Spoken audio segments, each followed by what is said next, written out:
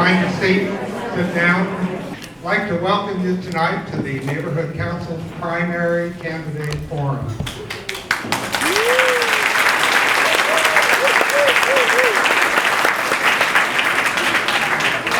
I'm Rhey Palmer. I have the privilege of being the president of the Neighborhood Council. So let me tell you how we arrived at tonight. As the quality and the quantity of candidates started lining up, we decided we have to have a forum so that we could present a place that all of the people in the community that were interested could come and listen to the candidates on the issue. So we formed a steering committee, and the steering committee consists of Tom Dreisbeck, who lives in North Davis Shore, Judith Seraphim, raise your hand, Lincolnville, Becky Greenberg, party Becky, right there, Tiger Modeland, and Kathy Scherbacher, uptown.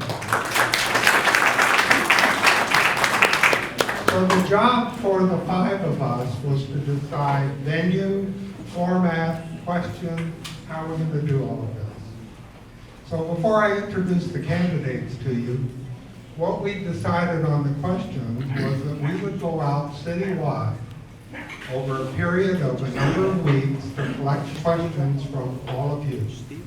And I would like to thank those of you who did submit suggestions. We got, several hundred questions submitted. And from those several hundred, we took and analyzed those down to what are the overarching issues. What are the concerns that seem to cross neighborhoods that are around the city so that we can formulate questions from those issues? So the questions that you hear tonight are a result of us going out to all of you to gather the information. None of the candidates have received any of these questions in advance. So they're as much in the dark about what we're going to ask as all of you are. So no one has been privy to anything. Tonight is really not about getting to know the candidates personally, or their resumes, or their history.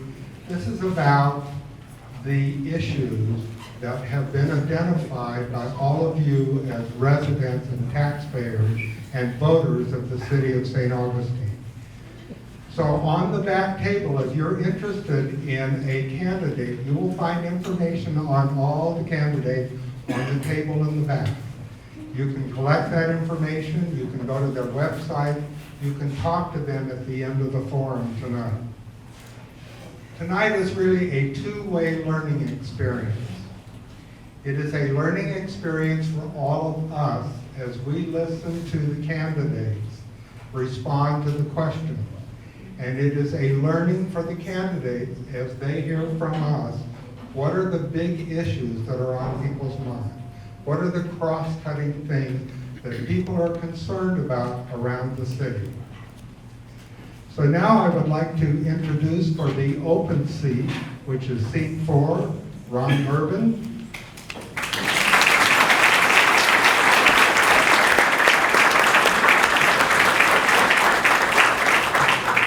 Todd Neville.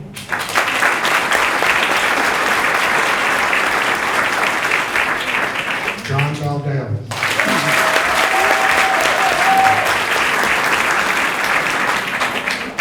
And for seat 3, which is also for the mayor, our incumbent, Joe Boles.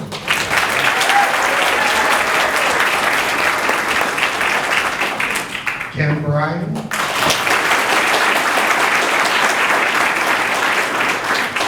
Nancy Shaver.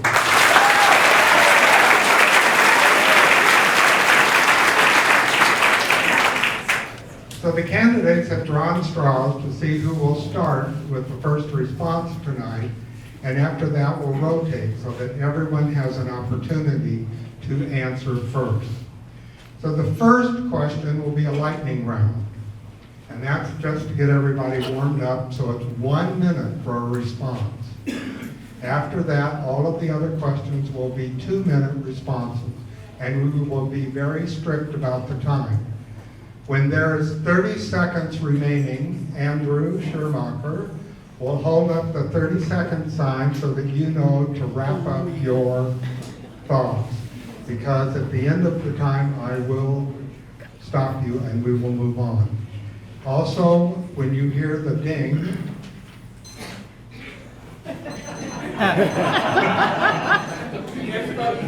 No. Yes, actually. everybody hear that? Okay, all right, good. Tonight is being videotaped. It will be posted on YouTube. So for folks that you know that couldn't be here tonight, they will be able to go on YouTube and watch it, hopefully sometime tomorrow, by tomorrow. Okay. After the interview, after the official forum, the candidates will be available for individual questions as they mingle around the room. So without further ado, we're going to start with the first question for seat 4 with, who started? John Valdes.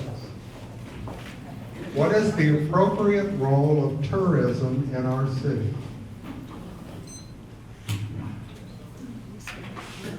After Master, appropriate role for tourism in our city.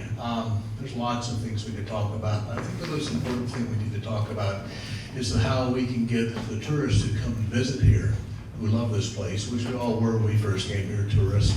How we can get them to contribute more to the city coffers to help offset the cost of them being here, and to also offset our ad valorem taxes, which sooner or later are going to be forced up.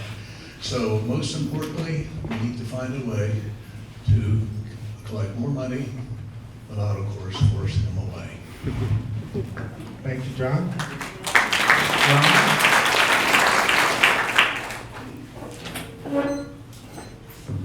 Tourism, that's the basis of what we do here in St. Augustine, and that's how a large amount of our money comes from here. but we also have to get the tourists around, and we have to give them a decent walking area. Get them around so they can get around easy enough so they can spend their money coming here. And with transportation issues or whatever, which we have a really problem with, but we'll take care of that later on this afternoon probably. But tourism is the mainstay with our dollars and cents and our income that we bring into the city. So we have to take care of the tourists. All right, thank you, Ron. Thank you. Tourism really is the result of why St. Augustine is great. From the history, from the beautiful streets and homes that we have here, from the Fort St. George Street, all of that is why we have tourism here. It brings tourists here to spend their money here. Those tourists result in each and every one of you out there. There are very few of us that were born here in St. Augustine, so most people come here as a result of tourism. And on the economic side, tourism impacts our community greatly. It's one of our largest industries. About 24% of our economic drivers are from tourism. So as a whole, tourism has a huge impact here in St. Augustine. Thank you, Brian. Okay, the first question for seat 3. We hope. Don't give, no advance warning here. I'm nearsighted, I didn't see it. Technology's great, you know? No, it is not. Okay, the question is, Looks like the mic's not The on. mic's not working. and we'll start with Kim. Mic not working? It is. Turn it on. When you start talking. You hear that? Yep. Okay, the question for you all, why are you running for mayor? I'm running for mayor because I think there needs to be some change in the city. I think the mayor position is a position of leadership that sets the pace for the way that the other commissioners work, and also sets the pace on how the planning of the city is going to actually function. Having had over 40 years of experience in the government, to include federal, state, local, and regional, I bring a lot of experience to the city, which covers a number of areas. A number of areas from fiscal responsibility to budget, to personnel management, actually also into procurement and contracts. So there's a lot of things that I can do. I've already started drafting some of the policies and procedures in order to work on infrastructure. And also one of the things I like to see is the city to be more resident friendly, because that's very important as well. Tourism is very important, but being friendly and making the city a place for the individuals that live here is more important.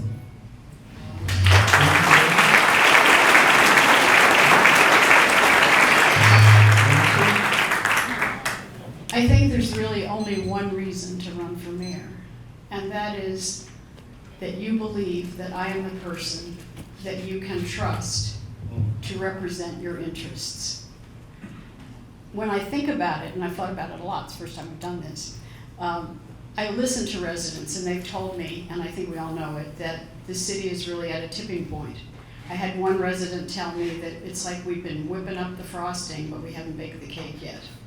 So just like any place you love, you want to take care of it. And to me, that's the job of the mayor, of all of us, of the city commission. I've done this my whole working life. I've listened to people, I've put facts in front of them, and helped create practical solutions. I love this place, and that's why I'm running for mayor.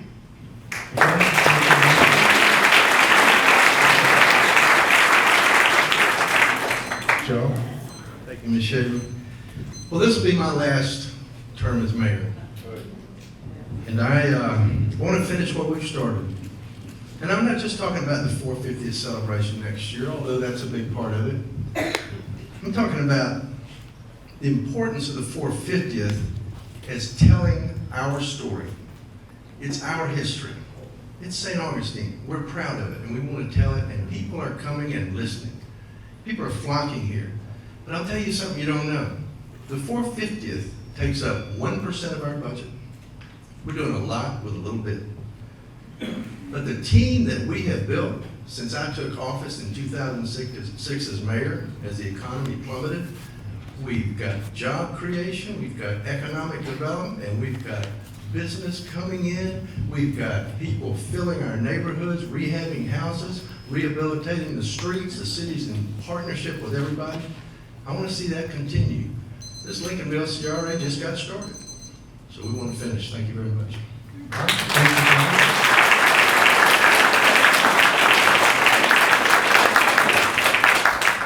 Okay, on to question 2 for seat 4. And it will be Ron who's first here. A major issue facing neighborhoods is deferred maintenance for infrastructure. Streets, storm sewers, water lines, sidewalks, underground utilities, with the cost rising each year as more and more is deferred. What is your specific plan for correcting this problem?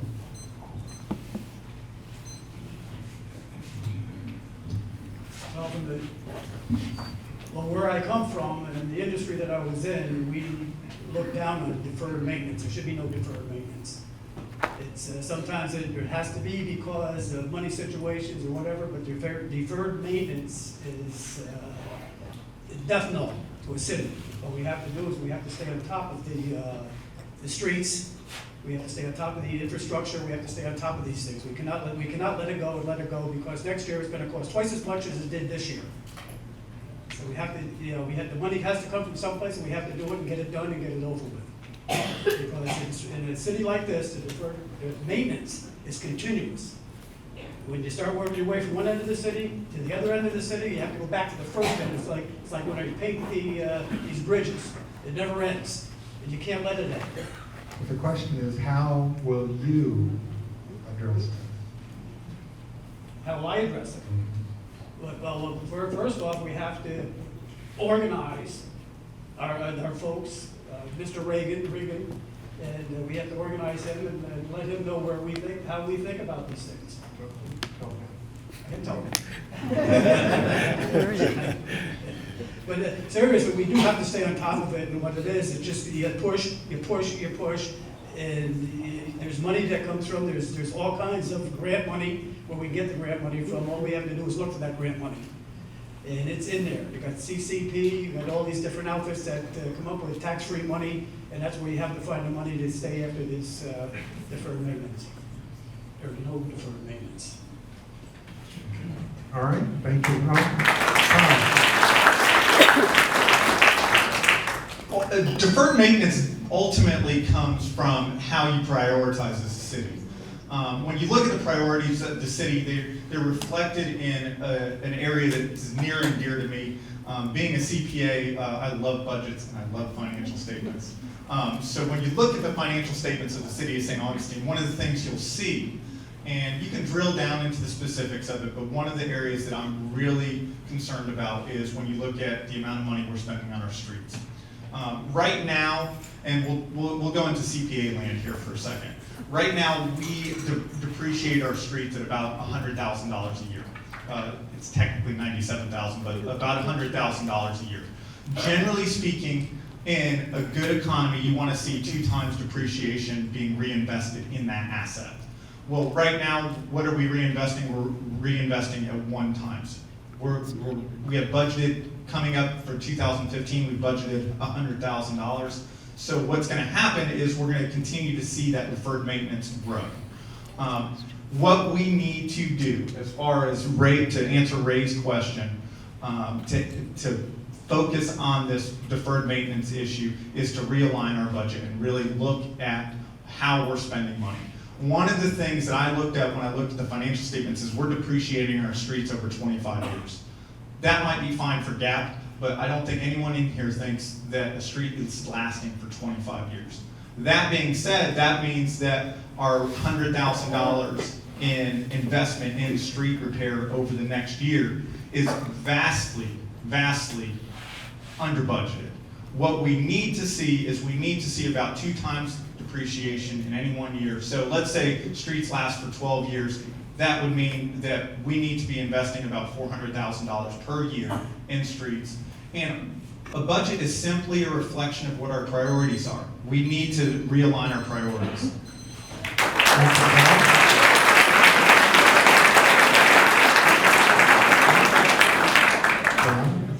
Well, what Todd says resonates with me. It has a lot to do with it. It's very important. How do you pay for it when you need it?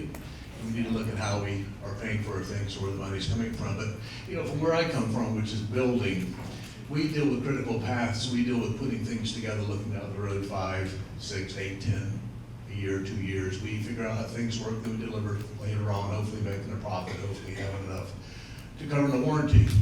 My critical path with deferred maintenance, and by the way, I congratulate the city. Right now, we're doing a good job. Martha Graham's doing a good job. John Reagan's doing a good job. We came out of several years of not working on our infrastructure. And there was a lot of money saved, but a lot of money wasn't spent where it should have been. Now we're kind of paying for it a little bit. What we need to do is we need to identify the neighborhoods that have the critical need. We need to create a critical path. What needs to be fixed first, and how can we go about doing it? And we basically put together a list based on need. Then we identify that with how are we going to finance those needs, and we go to work in prioritizing and working through it. This is not rocket science, this is construction. Okay, this is like building pyramids, which is kind of like what I do. And you know, you have to identify what needs to be done first, what's most critical, what affects the most neighborhoods, what's going to cost us the most, and what do we have money for to address. Then we need to go find the money, okay? A lot of what Todd says resonates with that. Then we need not to get so far behind the power curve again. What Ron's talking about, deferred maintenance. We can't afford to defer. You defer, it's not taking care of your car. You don't put oil in, change oil regularly, you buy a new engine. That's what we're doing now. We're buying a lot of new engines. Thank you.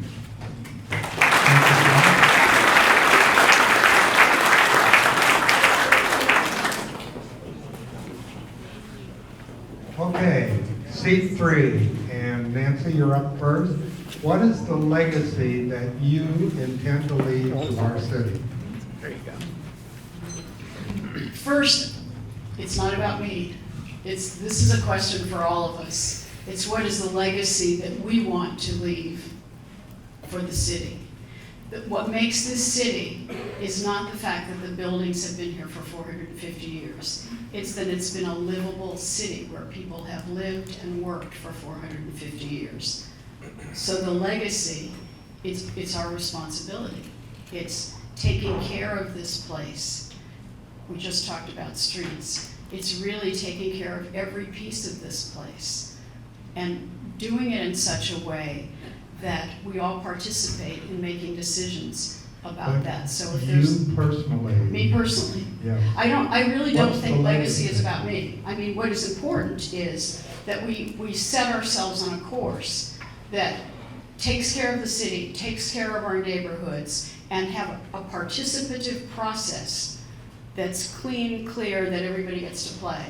So if there is a legacy, it's about running the city well, representing the city well, taking care of all of the people who live here, taking care of all the buildings. So it's about recognizing that we perhaps have not done that in the best possible way, and it's time to do it. It's time for everyone to pitch in and do that.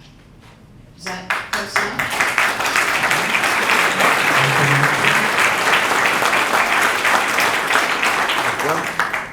Joe? Well, that is a tough question if you're talking about your legacy. We don't really leave legacies in community service.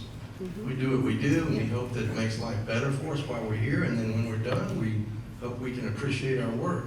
It's a we. I mean, it's a city commission, it's a city council, it's a staff. I mean, there's no legacy that Joe Boles is going to leave. What are some of the things I'm proud about what we've done? Well, you're standing in one of the buildings right now. Look at that pool out there. Am I proud of that? Sure. Our whole commission's proud of that. I'm proud that we have a permanent moratorium from the state of Florida and FSDB that they'll never try to grab another piece of property in the neighborhood. I'm excited that a lot of people in this country know that this is where the American culture began. This is the melting pot. This is ground zero for America. A lot of people don't know that, and they're learning more and more. And I find that people in our own city don't know, but when Pedro Menendez landed here, we want the world to know he had free Africans, he had enslaved Africans, 5 types of Hispanics, Italians. We're trying to document the first Jewish family. This is ground zero for America, and I want the world to know that. So if we as a community want to leave a legacy, we need to take our place in history and let Jamestown know that they just came on kind of late.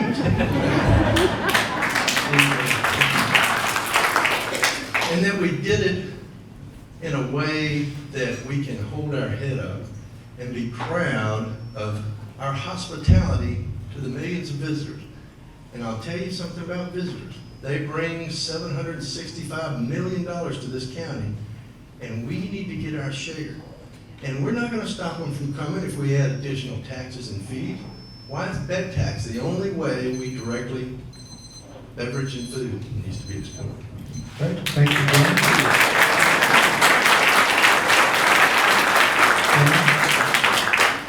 I have to agree with both Nancy and Joe that the legacy isn't about me. It's about actually being able to work with your fellow commissioners, working with these city managers, and working with other agencies in order to put in place policies, procedures, strategic plans, and things of this nature that will actually help improve not only the way that the city is run, but it also helps to address some of the things the previous question was about, capital improvement plans. This is very important because when you start putting capital improvement plans in place, you're actually starting to plan for those things that you need. So that's the legacy that you use, is actually being able to develop the policies, the procedures, the strategic plans, and all the things that are necessary to keep the city continuing to run once you have left. This is a 2-year term, so there's no guarantee that you're going to go beyond that. So you have to get in there, you got to get moving as quick as possible and get these things working.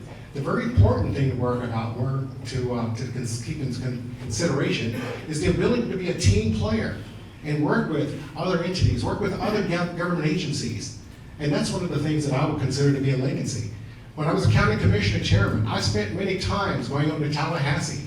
And the reason why that was because I basically established relationships over there that were responsible for making those funds available at the federal level and the state level. Those are the kinds of legacies, but it worked with the other commissioners. So the legacy is being able to work with others and develop those policy procedures and all the things necessary to keep the city going once you have moved on and you've gone to another job.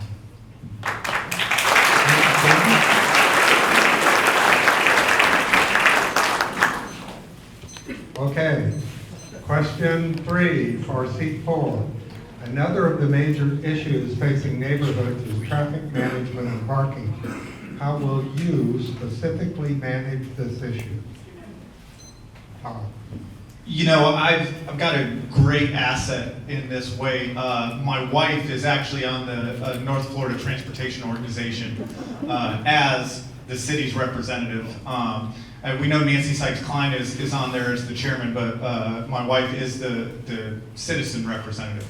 So what that does is that gives me basically a surrogate in this area. So let's talk about what we're talking about here. And that's, I think traffic is the leading issue here over parking, because congestion, if we bring people into the core to have them park in the core, it's going to create more congestion, which we're already at capacity. When you look at the historic city that we're in an area where we cannot expand our roads any wider. We can't have any more cars get through the system. So what we have to do is we have to change our mentality. We have to stop thinking about cars going through the system and think about human beings going through the system. And how do we do that? We do that with multimodal. We need to, and one thing, I've talked to a lot of you walking the neighborhoods, and you've heard me say this over and over. You've heard me say there's no silver bullet to this answer. What we need is we need to pull off 5%, 10%, 5%, here and there, and the way to do that is to capture the tourists before they get into the core. Because what it's doing right now is by driving the tourists into the core, we are causing congestion on all our arteries, both neighborhoods and your Anastasia Boulevard, your San Marco, and your King Street. So we need to move forward on satellite parking and keep or have pull off some of the tourists in satellite parking so they're not coming into the court.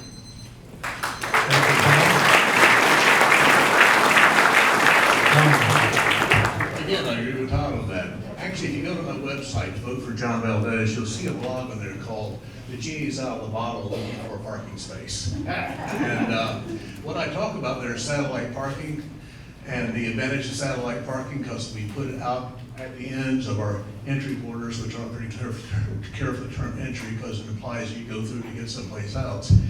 It will help revitalize those areas. For instance, we have a parking area out by the alligator farm, and you have trams and trolleys running back and forth. They're going to be running at a lower speed. It's going to allow people to take interest instead of just zipping through. And it will help properties become more valuable, which means they become more valuable, which means they become more taxable, which offsets or ad valorem taxes again. Another thing I want to talk about is the private sector getting into the parking business. I have to know right now we have people in the private sector setting up a 50-spot parking lot with a tourist information center and a relationship with trolleys. There's money in their cars. Let's get the private sector making that money and paying taxes on it. The other thing I want to talk about, this came to me in a meeting the other day with some kids that work downtown in a gallery. They said, why can't we go online and buy a park and ride pass with a PayPal, print it out, put it in our windshield, park in the parking garage, and get out and present it to a trolley or a train and ride to work instead of parking in neighborhoods and having every 3 hours go out there and stuff. Oh, by the way, the little plastic cards, the problem with the plastic cards, you can't find a parking place to go get one. So, there's lots of things that can be done with this. And of course, we also need to talk to our friends at Flagler College about maybe a parking garage or someplace that providing transportation for their students. Good idea. I think they probably could.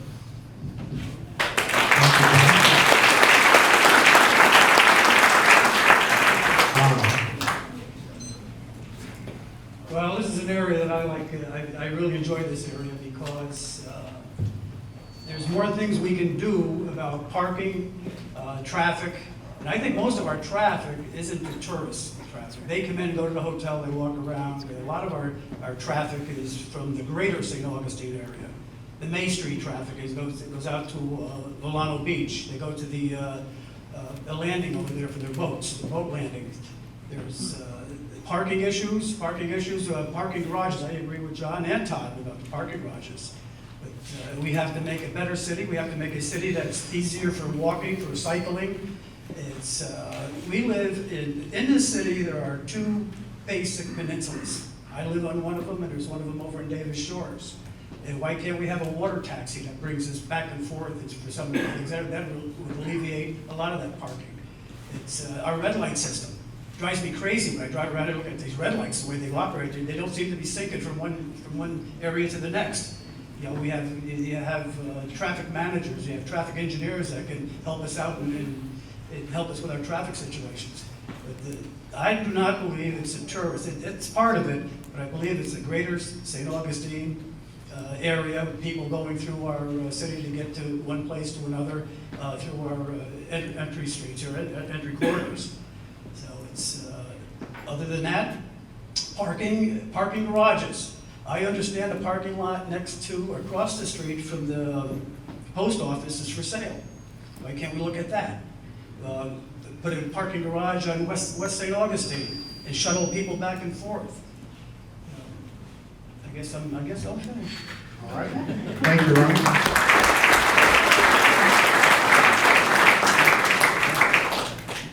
Okay, we're ready now for question 3 for seat 3. Flagler College is having an impact on the entire city through increased enrollment and building density and removal of property from tax rolls. How do you intend to balance this expansion with the interest of tax-paying residents? Joe. Well, Flagler College, I'm a supporter of Flagler College in our community, much in the same way that William and Mary supports Williamsburg. There's a lot of synergy there. Does it have an impact on the city? Sure it does.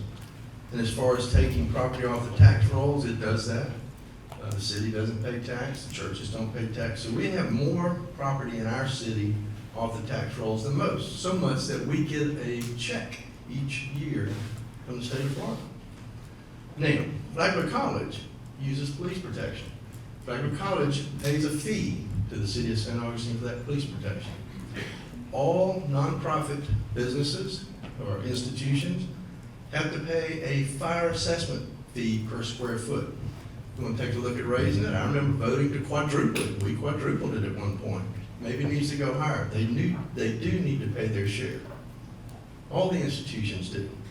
Now, the impact that you're talking about, if you're talking about moving into neighborhoods, buying property, taking it off the tax rolls, establishing new buildings, we've got laws and ordinances. And unfortunately, when I have to vote, I vote to uphold the law. And if we need to change those ordinances, then we change them. But I will pledge to you that I will follow the law every time. I'm an attorney, that's how I'm made, and that's how I have to do it. I know the vote was unpopular, but I didn't like doing it any more than anybody else, but the law was the law. So we've changed some of those ordinances, especially the notification to neighborhoods on the PUD. The PUD notification now, before it gets to the point where it's becoming public, you get notified. That man right there is going to get a notice for anything that affects any residential area. And he's going to communicate it to you. And then the responsibility is for you to come up and let us know what you think about it. Thank you very much.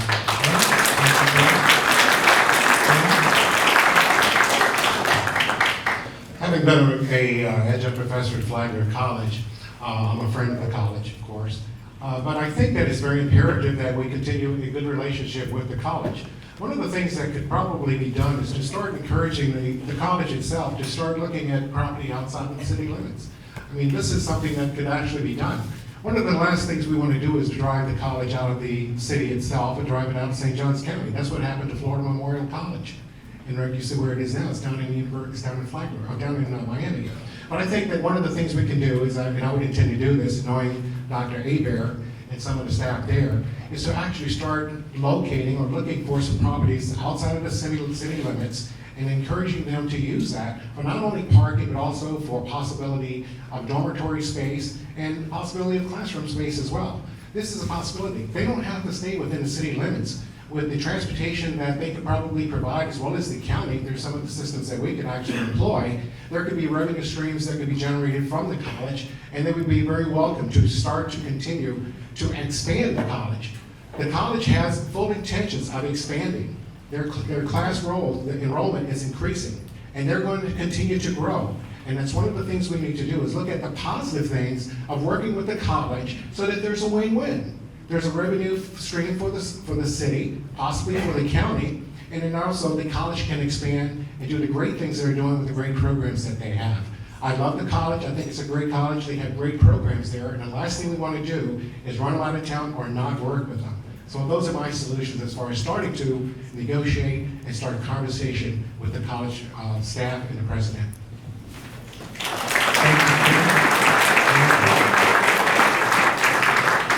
Flagler College and all the nonprofits we have in our island of a city take up 40% of our real estate. What that means is we have 40% that's not taxable. We all love being in a college town. It's a good thing, a wonderful thing. The reality is that Flagler has $113 million worth of property, and it pays $170,000 in the assessment fees and the 2 policemen that Joe referred to.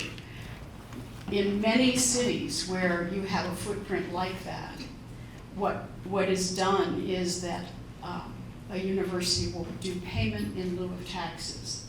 If Flagler were to do something like that, typically it's about 50%.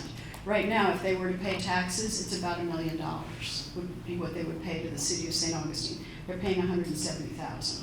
So clearly there's an opportunity to enter into the right kind of dialogue with Flagler that respects who they are and who we are. But we have, as we just heard, a lot to pay for in terms of infrastructure that hasn't been touched in about a quarter of a century. And we need to think about many ways in which we can get revenue. And Flagler is a citizen too. Flagler is part of our community. And paying their fair share is extremely important. In terms of the expansion, they own 41 properties, of which I think it's 7 or 8 are actually commercial at this point. In other words, they're paying full taxes. That potentially allows for an expansion of the 3 things they want to do: parking garage, dormitory, science building. Those all require PUDs, and I think we need to think very carefully about what makes sense for our city and what makes sense for Flagler and what makes sense for us as residents.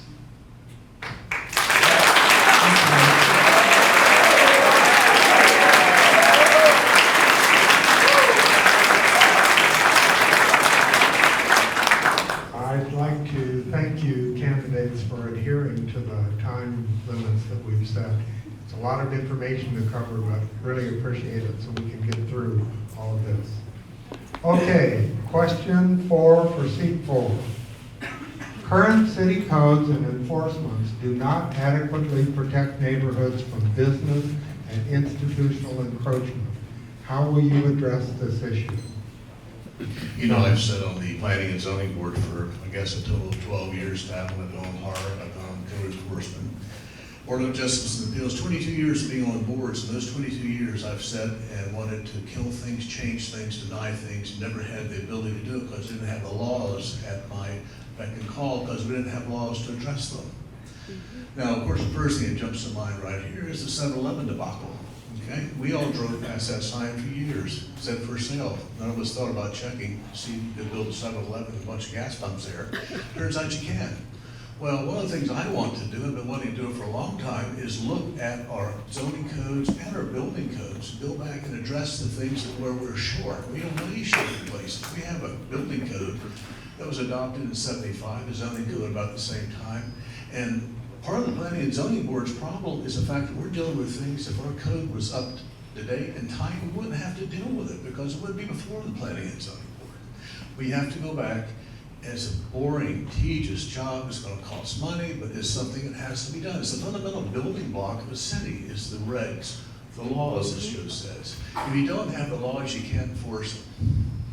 And first thing we've got to do to adequately protect neighborhoods is go through and look at what can and cannot be done in those neighborhoods. If it doesn't make sense in real time, today, boots on the ground, we change it. We address it every time. It's called being proactive versus reactive. We've been reactive for too long. We've got to get ahead of the power curve. And doing that is going to be tiresome, but the time is now.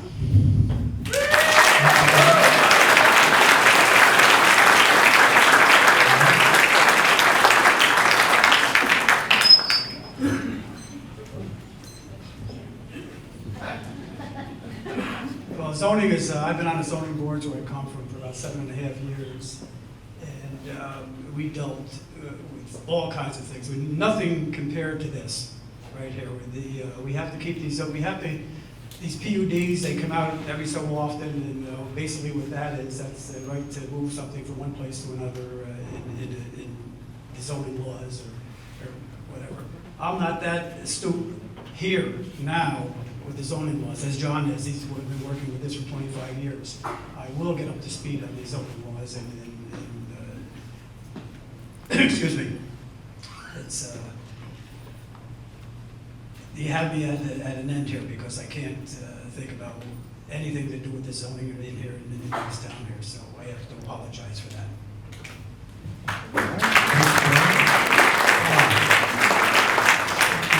We have 2 issues here. We have, as many of you know, we have 7 historic overlay districts in the city that are protecting our neighborhoods as well as they can based on how those overlay districts are written. Those then rely on what the planning and zoning code enforcement is. And I was talking to an engineer today, and he brought up exactly what John brought up was, if what we need to do is we need to go back and go look through what those codes and what those ordinances are so we don't end up with a situation like we did with the 7-Eleven.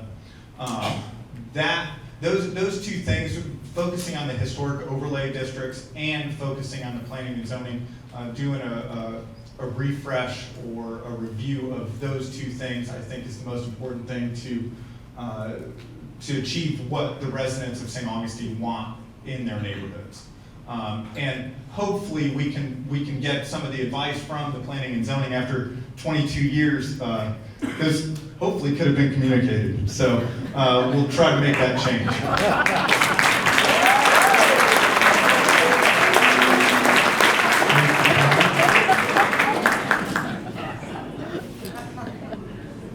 Okay, now we'll look at seat 3, question 4.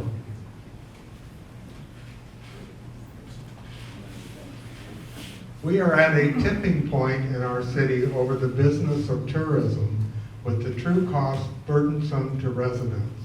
How will you correct this imbalance? Ken?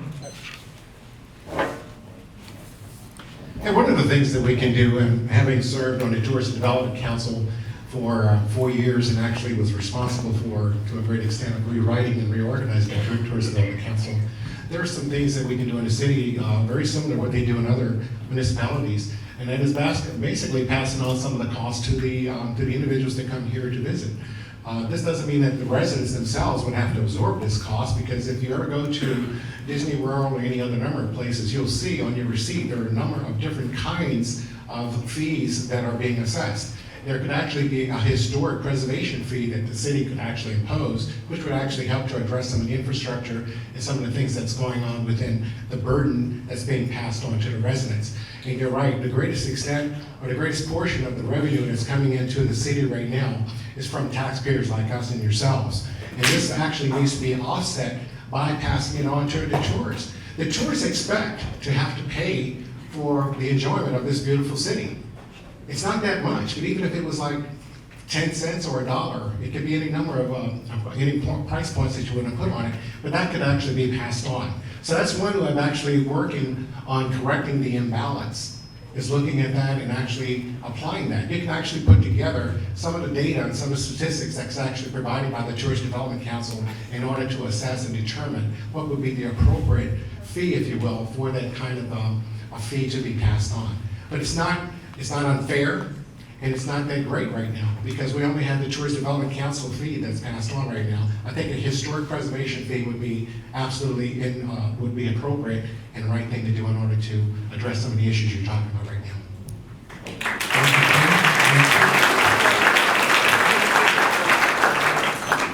This is one of my favorite subjects. I think many of you know that I like numbers. We really don't know how many tourists come to the city. The first thing we need to do to correct an imbalance is have a set of facts to work from. We don't know whether, as Ron said, it's people who are coming from the county. We have growth in the county. We don't know whether it's people passing through. We use as counts the number of cars that go through the city. We need to have real facts about the tourists. That said, it's clear there are costs associated with tourism that we haven't tracked in 10 years. The last time we calculated that cost, it was $1.6 million. So we know it's costing us money. Right now, for example, extra street cleaning is required in the tourist areas. Martha Graham told me that she spends about $250,000 a year doing that. In many cities that have tourist districts, it's standard practice to have a special assessment district for the businesses that benefit from tourism and incur these extra costs. So that's one lever that we have. Another lever that we have is we collect franchise fees from the trolleys. Right now, that's about $1.3 million a year. And we have the way that the agreement is written, it can go to 5%. Right now, it's at 3%. So we have ways to get additional revenue. There certainly are additional fees, as Ken mentioned. Might be a historic preservation fee. There are other ways to do it. Tourists are amazingly price insensitive. They can have, they'll pay a lot for parking. When I lived in Old Town Alexandria, which was a very similar place to this, bounded by water, you wound up paying a lot if you were a tourist to park, particularly if you parked in the wrong place. So there are lots of levers that we have, and we should use them.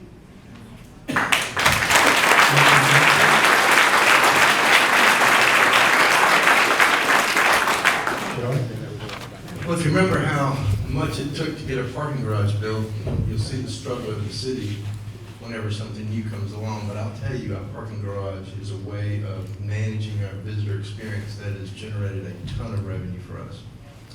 Our street metered parking is the second highest revenue source into our general fund after property tax. And if you look at the property tax, 28% is paid by homestead owners. And you say, well, wait, that can't be right. Well, sure it is. Look at the houses that have residential use that are owned by absentee owners, renting it out. You've got them in your neighborhoods, everybody. That's commercial use. But 28% is a good number for homestead owners. I'm a homestead owner, my mother's a homestead owner. We want to keep that low by generating revenue from the visitors. Our parking garage, when we went from $7 to $10, got us an extra $1 million. And we've got Park Now cards, we can park there for $3. So it's a great source. Now, I've been advocating a Williamsburg-style food and beverage tax, because you're exactly right. Every one of you, when you travel, you don't look on that ticket to see if you paid an extra $1 for your food and beverage, but it's a tax. So we got to know our way around the state to get approval for a tax. You got to have friends in Tallahassee, and we built a good network of friends in Tallahassee. That's why we keep getting grants. That's why we're after CDBG grants. And that's an expertise that we can't lose the synergy of our team and how it's built those relationships in Tallahassee, because that's what we need to add extra revenue to our coffers. And absolutely we can do it. We've already got it as one of our strategic plans for next year, food and beverage tax. So this is a great commission and a great team we have, and I want you to keep us in place. Thank you.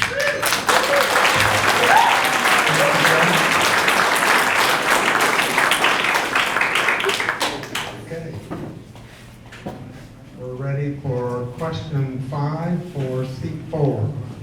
In order for you to feel successful in your role as a commissioner, what will you accomplish? Ron.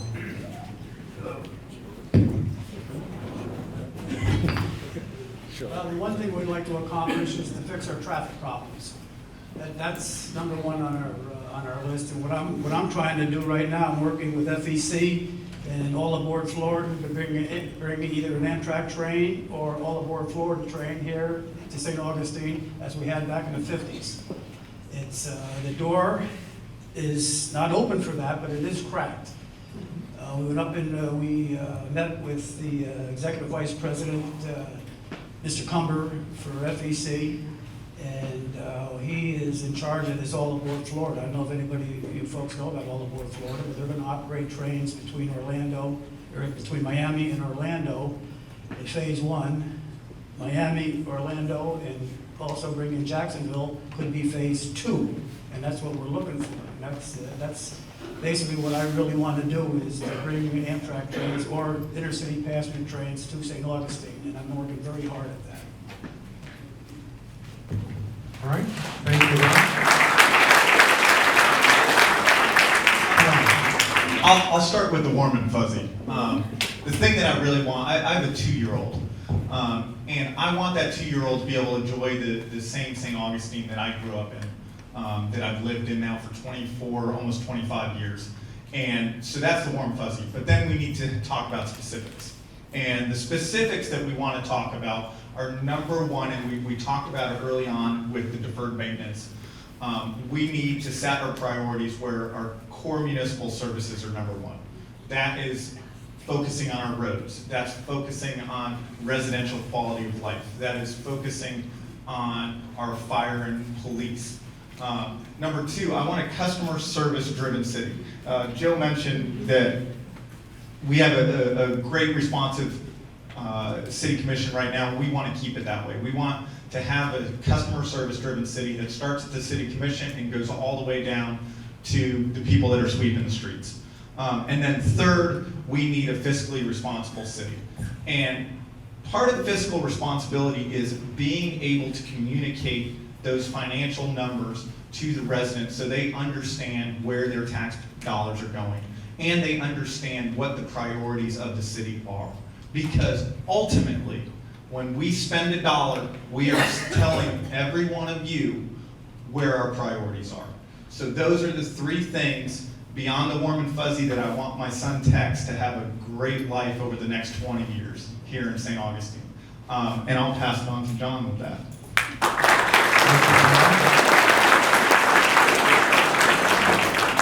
Again, I agree. You know, one of the things we are blessed with here, and most of us came from someplace else, and we fell in love with this thing called St. Augustine. I came here 28 years ago, planned on being here 3 years. I'm still here running for city commission, go figure. There's a magic here. People ask me what my vision is of St. Augustine. I'm living it. My plans for St. Augustine is to make it better. Now, making it better includes everything that Ron and Todd just talked about, and lots of other things.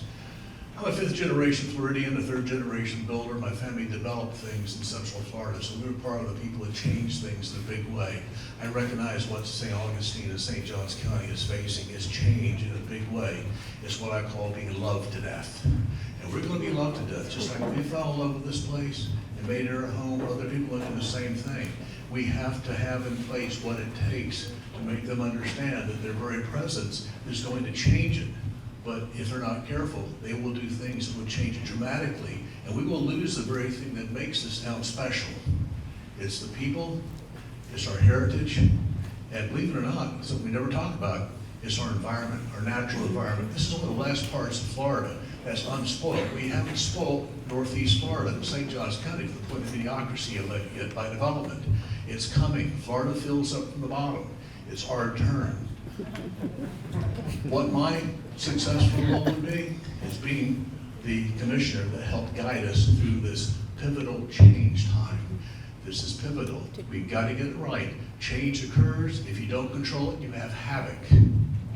If you control it, you have something special. We got it special. We got to keep it special. Let's keep it.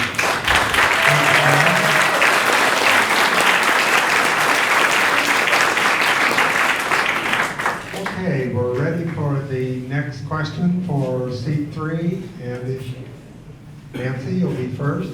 The mayor should be a standard by which ethics of our city government are measured. How will your conduct model the highest level of ethical behavior? I have no choice but to be ethical. My dad was in the Navy. Integrity was part of our life, and it's part of how I live my life. It's an interesting thing, the question of ethics. Ethics for the city, to me, is about transparency. So that all of the pieces of information that you need to weigh in on what's going on are available. I would have, transparency takes a lot of forms. Let's just say that all the information that you have is made accessible and easy to you. Look at our website, there are things we can do there. There are all sorts of ways we can have a commission that where the agenda is published, not the day before, thank you very much, but 2 weeks or so in advance so everyone knows what's going on. Another piece of transparency is really, and ethics is about listening to people and talking to people. I would have regular coffees, I would meet regularly with neighborhood groups, meet regularly with business people. That's how you remain ethical. You remember that your job is to represent people. That's what you will be hiring me for. And I understand that, and I take ethics incredibly seriously. Integrity is just what you have to do. In Florida, the ethics law is written very narrowly. It's not broad enough for me. It basically says you're an ethical person in public service unless you deliberately have financial gain as a result of your position. That's not ethics to me. And I think that's all I have to say. It's important. We got to do it.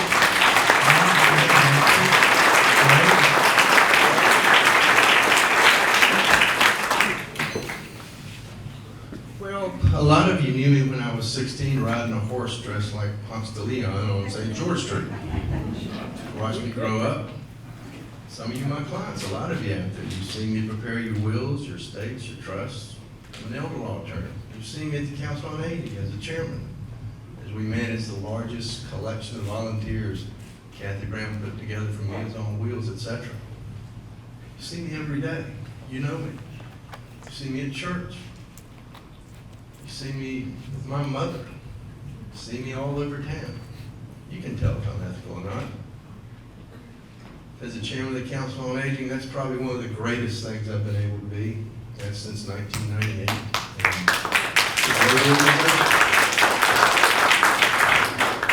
I can't lead an organization like that and not be an ethical person. But she's right.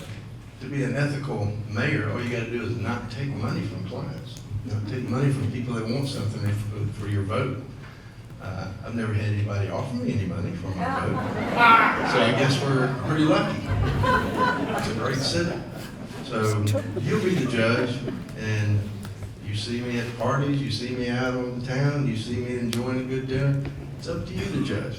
Now, not many of you have seen me dance, and so that might be a way that you could say that I have a lackey. But it's up to you, and just remember, you know me. Thank you very much.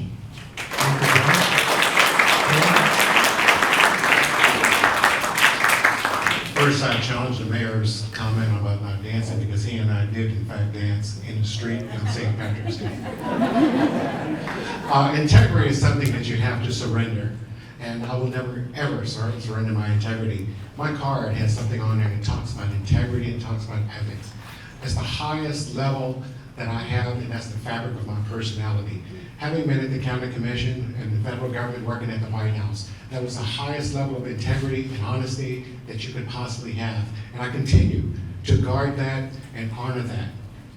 And it's not just about not taking money from anyone or anything like that, or anything of any substance. It's basically, it has to do with your morals, your morals and the morals and the character that you pass on the other individuals. Integrity also means being honest when you talk to people. One of the things that I've been known for is not being politically correct, but I have also been known as being totally honest with you. If you ask me a question, I'm going to give you the right answer. You may not like it, but it's going to be the honest answer, because that's part of my personality, that's part of my integrity. So I agree with both Nancy and Joe that those are the things that are highest, held to the highest level. And individuals within the... There goes. Okay, it's back. But anyway, hello, okay. But that's one of the things that I guard heavily. Integrity, honesty, and basically putting your trust in individuals. And that's all I have to say about it. It's the greatest thing that you can have. And if you don't maintain that, then you have no position in any public position or any position of responsibility.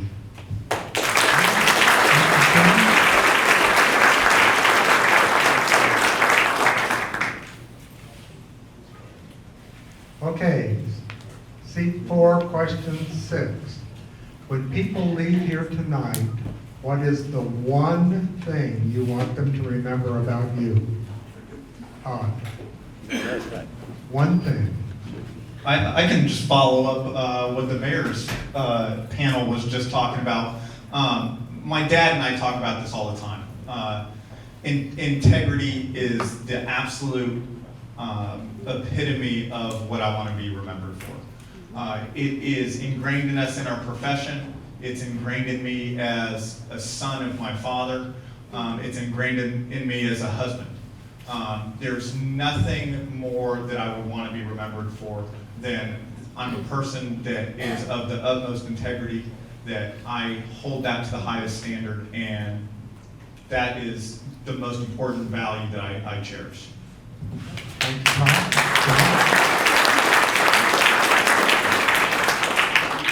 Another word for integrity is honesty. I think those you've known me and watched me for the last 20 some odd years on boards have heard me make decisions, and sometimes they weren't the right decision. I make mistakes, sometimes they were the wrong decision, I reverse myself. But one thing I always did for you and have always been is honest. Integrity is honesty, and I will honestly serve you. I will do my very best to make the right decision. If I make the wrong decision, I'll have the courage to say I was wrong and reverse that decision. You've seen me do it if you watched me on the Planning and Zoning Board. Honesty, integrity, interchangeable words. I agree with Todd. I agree with the mayor's board. That's what's important.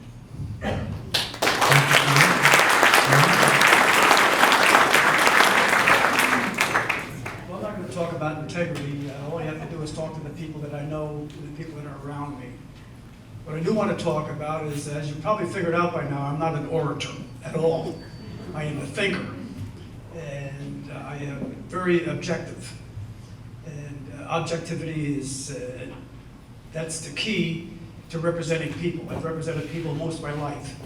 And you have to sit back and take an objective look, and you have to be objective on everything. What you have to do, you have to look at his side, You have to look at his side, you have to look at the law, the ordinances, and you put everything together. And I have a tough time with dealing with questions on a 1 minute, 2 minute basis. Hopefully when one of us sit in that seat over there in the inner city, that we're not gonna make decisions in 1 or 2 minutes. I've never made a decision in my life in 1 or 2 minutes. When I was in the Marine Corps, I had to make a couple quick decisions. That was muscle memory. That's objectivity is what I'm looking for. Objectivity is what I think you're looking for. And if I have to vote on something, I will know everything on every side about every issue that I have to vote on. Thank you.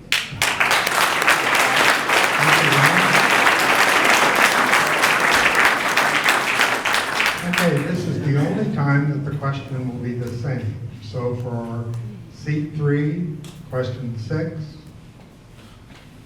when people leave here tonight, what is the one thing you want them to remember about you?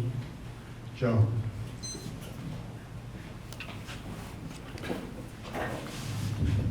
Well, St. Augustine is a city unlike any other. Why would a person want to be mayor of a city for 8 years? If it was Black, I would. If it was Bunnell, I would. I'd serve nothing against them. Nothing against them. But why would I want to serve more than about 2 years? And that's what you do. You serve a couple of years, you do your community service, and you stay with your career and you keep moving along. But St. Augustine is very, very different, especially at this time in our history. In 2006, when I became the mayor, we had no plan to celebrate 2015. We did, unfortunately, an abysmal job in 1965, not any fault of any one person. It's just a time in our history that we just are ashamed of. But we've come full circle. One of the first things we did was engage those populations that were left out. So building our history and telling it to the world has been vitally important to me. And I think we've done a wonderful job, and we're sliding into the home plate. So what I want you to remember about me when you leave here is that I'm passionately committed to continuing the job started in 2006. And then I'll be done and somebody else can pick up and move along and take this city where it needs to go for the next 10 or 15 years.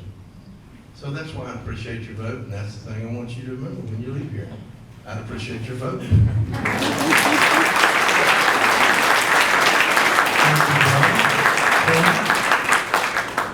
Other than my haircut. No, seriously, I think when everyone leaves here tonight, I'd like for you to remember that I'm an individual that moved here 10 years ago. I moved here because I love this place. I'm running for mayor because I love this place.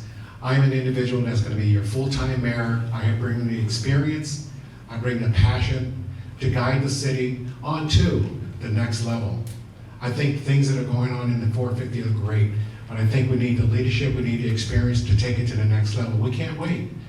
And we need someone that's going to take the bull by the horns, full-time, start moving with strategic plans. We also need to work on a capital improvement plan, and if you're not worried or concerned about that, what that is your infrastructure, your streets, your highways. Capital improvement is something that's mandated by law.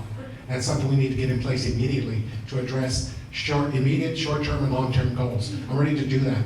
I can start to work tomorrow. Like I said, I've already started policies and procedures. I want you to remember me as a proactive individual with a lot of experience who's willing to give another couple of years to continue things moving. And I think the mayor's right. The city is great, it's moving in the right direction. We need to take action right now, not just focus on the 450th, but moving to the next level. I'm ready to do it. Let's go get to work.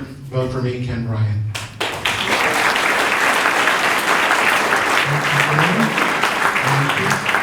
I think I'll start with where I'd like to end up. I'd like all of you to vote for me. That's what I'd like you to remember before. Really what I'd like you to remember about me is that my whole working life, what I have done is listened to people, made sure people had all the information they needed to make a decision, and worked with people to make practical solutions to tough problems. This is a beautiful city. How can you not love it? It's magic and you can't explain why. But that magic doesn't come just by breathing. It means that we have to commit to it, that we have to have the leadership that keeps us going past the 450th, that sets us on the right course so that we are actually answering and dealing with all of the questions that we talked about this evening.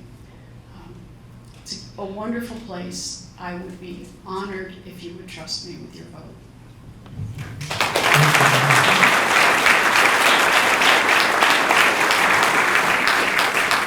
This forum tonight has been offered to you so that you can look at the candidates, listen to their responses on issues that have come from you, and then vote according to your conscience. Remember, the primary election is August 26th. We want everyone to get out and vote.